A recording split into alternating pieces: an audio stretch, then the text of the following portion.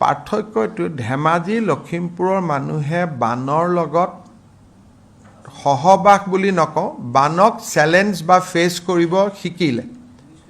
এতিয়া ইউজ শব্দটো মই নকওঁ যে বানপানী আহিলে ধেমাজিৰ মানুহে জানে যে আমি নেশ্যনেল হাইৱেলৈকে যাব লাগিব বা মথাউৰিলৈ যাব লাগিব।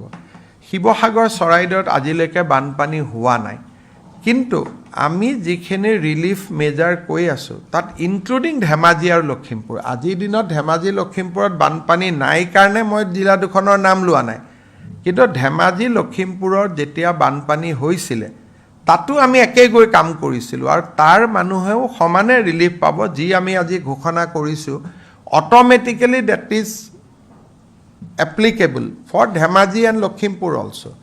আজিতো ধেমাজি লখিমপুৰৰ পৰা মানুহে গৈ শিৱসাগৰ আৰু চৰাইদেউত উল্টা ৰিলিফ দিহে আছে। গতিকে আপোনালোকে তাৰ পৰা আমাৰ অসমৰ মানুহৰ যিখন বহল অন্তৰ যে নিজে বানত আক্ৰান্ত আৰু লখিমপুৰ ধেমাজিৰ ৰাইজে যে বানপানীত আটাইতকৈ ডাঙৰ আশ্ৰয় নাওকেইখনে, কিন্তু যেতিয়া আমি ক'লোঁ যে আমাক নাও লাগে শিৱসাগৰ চৰাইদেউৰ কাৰণে, তেওঁলোকে আপত্তি কৰা নাই যে আমাৰ ইয়াত বানপানী আহিব পাৰে, আমাৰ পৰা নাও নিদিওঁ। ইউজুৱেলি মানুহে কি কয়, মই নাও নিদিওঁ, মোক লাগিব, ইয়াত বানপানী আহিব।